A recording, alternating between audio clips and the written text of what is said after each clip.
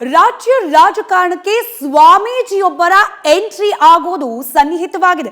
2023ರ ಚುನಾವಣೆಯಲ್ಲಿ ಸ್ವಾಮೀಜಿಯನ್ನ ಕಣಕ್ಕಿಳಿಸುವ ಪ್ರಯತ್ನ ಮಾಡಲಾಗ್ತಿದೆಯಂತೆ.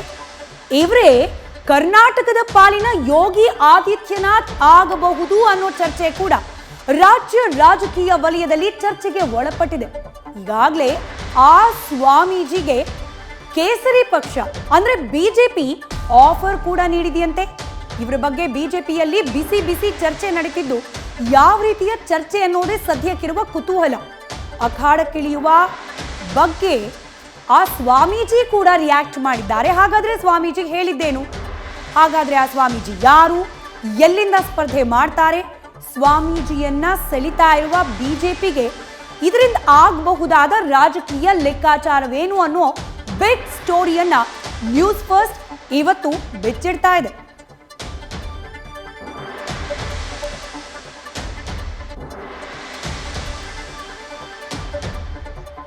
ಡೀಟೇಲ್ಸ್ ನಮ್ಮ ಪ್ರತಿನಿಧಿ ಮಧುಸೂದನ್ ನೀಡ್ತಾ ಹೋಗ್ತಾರೆ. ಲೈವ್ ಜಾಯಿನ್ ಆಗಿದ್ದಾರೆ. ಮಧುಸೂದನ್, ಯೋಗಿ ಆದಿತ್ಯನಾಥ್ಗೆ ಕಂಪೇರ್ ಮಾಡಿ ಮಾತನಾಡಲಾಗ್ತಿರುವ ಸ್ವಾಮೀಜಿಯನ್ನ ರಾಜಕೀಯ ಅಖಾಡಕ್ಕೆ ಇಳಿಸುವ ಪ್ರಯತ್ನ ಬಿಜೆಪಿ ಪಕ್ಷದಲ್ಲಿ ಆಗ್ತಾ ಇರೋದು. ಯಾರಿವರು? ಇವ್ರು ಬರೋದ್ರಿಂದ ಬಿಜೆಪಿಗಾಗುವ ಲಾಭ ನಷ್ಟದ ಲೆಕ್ಕಾಚಾರಗಳೇನು? ಡೀಟೇಲ್ಸ್ ಕೊಡ್ತಾ ಹೋಗೋದಾದ್ರೆ. ಸ್ಮಿತಾ, ಚುನಾವಣಾ ವರ್ಷದಲ್ಲಿ ಇದೀವಿ, ಹೀಗಾಗಿ ಒಂದಷ್ಟು ಬೇರೆ ಬೇರೆ ಸಮುದಾಯದ ಮತಗಳನ್ನ ಕ್ರೋಢೀಕರಣ ಮಾಡಬೇಕಾದ್ರೆ ತನ್ನದೇ ಆದಂತಹ ಒಂದಷ್ಟು ಚೌಕಟ್ಟುಗಳನ್ನ ಪ್ರತಿಯೊಂದು ಪಕ್ಷ ಹಾಕೊಳ್ಳುತ್ತೆ. ಇದರ ಮುಂದುವರೆದ ಭಾಗವಾಗಿ ಖುದ್ದು ರಾಜ್ಯದಲ್ಲಿ ಅಧಿಕಾರ ನಡೆಸ್ತಾರೋ ಅಂತ ಡಬಲ್ ಇಂಜಿನ್ ಸರ್ಕಾರ ಇಲ್ಲೂ ಕೂಡ ಬಿಜೆಪಿ, ಕೇಂದ್ರದಲ್ಲೂ ಕೂಡ ಬಿಜೆಪಿ. ಹೀಗಾಗಿ ಮುಂಬರುವಂತ 2 ವರ್ಷಗಳು ಕೂಡ 2 ಮಹತ್ವದ ಚುನಾವಣೆ ಇದೆ.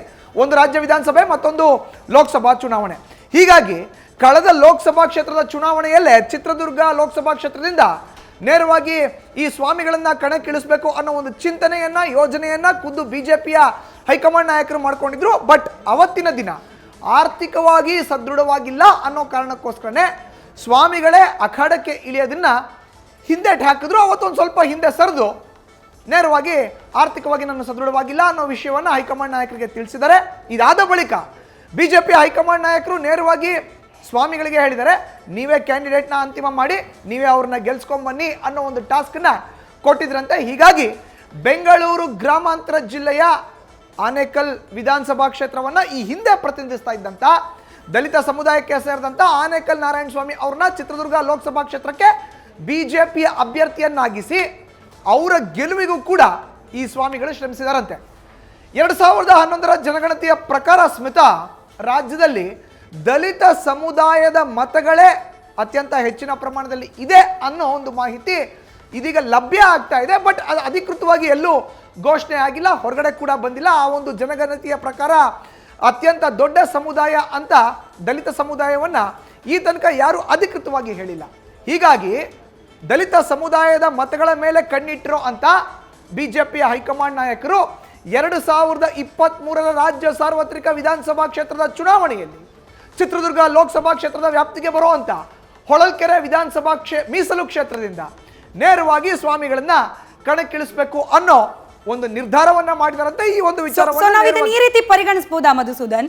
ಕಾಂಗ್ರೆಸ್ನವರು ನೇರವಾಗಿ ಬಿಜೆಪಿಯ ಭದ್ರ ವೋಟ್ ಬ್ಯಾಂಕ್ ಲಿಂಗಾಯತ ಮತ ಬ್ಯಾಂಕ್ ಬಗ್ಗೆ ಕಣ್ಣಿಟ್ಟಿದೆ. ಅದನ್ನ ಸೆಳೆಯೋ ಪ್ರಯತ್ನವನ್ನ ನಿರಂತರವಾಗಿ ಮಾಡ್ತಾ ಇದೆ.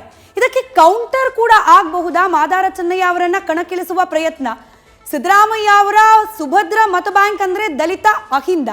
ಸೊ ಈ ಮತ ಬ್ಯಾಂಕ್ ಅನ್ನ ಟಾರ್ಗೆಟ್ ಆಗಿಟ್ಕೊಂಡು ಬಿಜೆಪಿ ಈ ಮೂವ್ ಅಂತ ಹೇಳಿ ಅಫ್ಕೋರ್ಸ್ ಇರಬಹುದು. ನೋಡಿ, ಒಂದು ಕಡೆ ಲಿಂಗಾಯತ ಮತಗಳ ಮೇಲೆ, ಲಿಂಗಾಯತ ಸಮುದಾಯದ ಮತಗಳ ಮೇಲೆ ಕಾಂಗ್ರೆಸ್ನ ನಾಯಕರು ಹೇಗೆ ಕಣ್ಣಿಟ್ಟಿದಾರೋ, ಅದೇ ತರ ದಲಿತ ಮತಗಳ ಒಂದು ವೋಟ್ ಬ್ಯಾಂಕ್ನ ಪಾಕೆಟ್ ನೇರವಾಗಿ ಏನು ಕಾಂಗ್ರೆಸ್ನ ನಾಯಕರ ಹತ್ರ ಇದೆ ಅದಕ್ಕೆ ಕೈ ಹಾಕಬೇಕು, ಅದನ್ನ ಕಾಂಗ್ರೆಸ್ನಿಂದ ಬಿಜೆಪಿ ತನ್ನತ್ತ ವಾಲಿಸ್ಕೋಬೇಕು ಅನ್ನೋ ನಿಟ್ಟಿನಲ್ಲಿ ಒಂದಷ್ಟು ಯೋಜನೆಯನ್ನ ಹೈಕಮಾಂಡ್ ನಾಯಕರು, ಬಿಜೆಪಿ ಹೈಕಮಾಂಡ್ ನಾಯಕರು ಮಾಡಿರಬಹುದು. ಹೀಗಾಗಿ ಈ ಮೂವ್ ಅಂತ ಹೇಳಬಹುದು. ನಾನು ಈಗಾಗಲೇ ಉಲ್ಲೇಖ ಮಾಡ್ತಾ ಇದ್ದೆ, ಚಿತ್ರದುರ್ಗ ಜಿಲ್ಲೆಯ ಹೊಳಲ್ಕೆರೆ ವಿಧಾನಸಭಾ ಮೀಸಲು ಕ್ಷೇತ್ರದಿಂದ ಈಗ ಸ್ವಾಮಿಗಳನ್ನ ಕಣಕ್ಕಿಳಿಸಬೇಕು ಅಂತ. ಅದು ಮತ್ತೆ ಇನ್ಯಾರು ಅಲ್ಲ, ಮಾದಾರ ಚೆನ್ನಯ್ಯ ಸ್ವಾಮಿಗಳನ್ನ ಕಣಕ್ಕಿಳಿಸಬೇಕು ಅನ್ನೋ ಒಂದಷ್ಟು ನಿರ್ಧಾರವನ್ನ ಬಿಜೆಪಿ ಹೈಕಮಾಂಡ್ ನಾಯಕರು ಮಾಡ್ಕೊಂಡಿದ್ದಾರೆ. ಜೊತೆಗೆ ಇದೇ ವಿಷಯವನ್ನ ಖುದ್ದು ಸ್ವಾಮಿಗಳ ಮುಂದೆ ಕೂಡ ಪ್ರಸ್ತಾಪ ಮಾಡಿದ್ದಾರೆ. ಅದಕ್ಕೆ ಅವರು ಸಕಾರಾತ್ಮಕವಾಗಿ ಸ್ಪಂದಿಸಿದ್ದಾರೆ ಅಂತ ಹೇಳಲಾಗ್ತಾ ಇದೆ. ಇನ್ನು ಮತ್ತೊಂದು ಹೆಜ್ಜೆ ಮುಂದೆ ಹೋಗಿ RSSನ ಪ್ರಮುಖರಾಗಿರೋ ಅಂತ ಮೋಹನ್ ಜಿ ಭಾಗವತ್ ಅವರು ಕೂಡ ಚಿತ್ರದುರ್ಗ ಜಿಲ್ಲೆಯ ಮಾದಾರ ಚೆನ್ನಯ್ಯ ಪೀಠಕ್ಕೆ ಬಂದಿದ್ದಾರೆ, ಸ್ವಾಮಿಗಳನ್ನ ಭೇಟಿ ಮಾಡಿದ್ದಾರೆ, ಅಲ್ಲೊಂದಷ್ಟು ದಲಿತ ಸಮುದಾಯದ ಸ್ವಾಮಿಗಳನ್ನ ಒಗ್ಗೂಡಿಸಿದ್ದಾರೆ, ಅವ್ರ ಜೊತೆ ಮಾತುಕತೆಯನ್ನ ಆಡಿದ್ದಾರೆ, ಅಲ್ಲಿ ಕೂತು ಒಂದಷ್ಟು ಸಮಾಲೋಚನೆಯನ್ನ ಮಾಡಿದ್ದಾರೆ, ಅವರ ಬಳಿ ಇರುವಂತ ಅನಿಸಿಕೆ ಅಭಿಪ್ರಾಯಗಳನ್ನ ಮಾಹಿತಿಯ ರೂಪದಲ್ಲಿ ಕಲೆ ಹಾಕಿದ್ದಾರೆ. ಹೀಗಾಗಿ ಮಾದಾರ ಚೆನ್ನಯ್ಯ ಶ್ರೀಗಳನ್ನ ಮುಂಬರುವಂತ 2023ರ ರಾಜ್ಯ ಸಾರ್ವತ್ರಿಕ ವಿಧಾನಸಭಾ ಕ್ಷೇತ್ರದ ಚುನಾವಣೆಯಲ್ಲಿ ಚಿತ್ರದುರ್ಗ ಜಿಲ್ಲೆಯ ಚಿತ್ರದುರ್ಗ ಲೋಕಸಭಾ ಕ್ಷೇತ್ರದ ವ್ಯಾಪ್ತಿಗೆ ಬರುವಂತ ಹೊಳಲ್ಕೆರೆ ಮೀಸಲು ವಿಧಾನಸಭಾ ಕ್ಷೇತ್ರದಿಂದ ಬಿಜೆಪಿಯ ಅಭ್ಯರ್ಥಿಯಾಗಿ ಕಣಕ್ಕಿಳಿಸುವಂತ ಪ್ಲಾನ್ ಆಗ್ತಾ ಇದೆ. ಇನ್ನು ನೀವು ಲಾಭದ ಲೆಕ್ಕಾಚಾರ ಕೇಳಿದ್ರಿ. ನೋಡಿ, ಲಾಭದ ಲೆಕ್ಕಾಚಾರ ಹೇಳೋದಾದ್ರೆ ಸ್ವಾಮಿಗಳು ನೇರವಾಗಿ ಕಣಕ್ಕೆ ಇಳಿದಿದ್ದೆ ಆದರೆ ದಲಿತ ಮತಗಳು ಬಿಜೆಪಿಯತ್ತ ವಾಲ್ಬಹುದು, ಅಕ್ಕಪಕ್ಕ ಇರುವಂಥ ಕ್ಷೇತ್ರಗಳು ಬಿಜೆಪಿಯ ತೆಕ್ಕೆಗೆ ಬರಬಹುದು, ಜೊತೆಗೆ ಕಾಂಗ್ರೆಸ್ನ ದೊಡ್ಡ ವೋಟ್ ಬ್ಯಾಂಕ್ ದಲಿತ ಮತಗಳನ್ನ ಬಿಜೆಪಿಯತ್ತ ಸೆಳೆಯಲಿಕ್ಕೆ ಕೂಡ ಸಹಾಯ ಆಗುತ್ತೆ. ಕರ್ನಾಟಕದ ಯೋಗಿ ಆದಿತ್ಯನಾಥ್ ಆಗೋ ಅಂತ ಸಾಧ್ಯತೆ ಕೂಡ ಇದೆ ಅಂತ ಹೇಳಲಾಗ್ತಾ ಇದೆ. ಈ ರೀತಿ ಉಲ್ಲೇಖ ಮಾಡಬಹುದು ಸ್ಮಿತಾ. ಇದೆ ರೈಟ್. ಧನ್ಯವಾದ ಮಧುಸೂದನ್ ಮಾಹಿತಿಗಾಗಿ. News first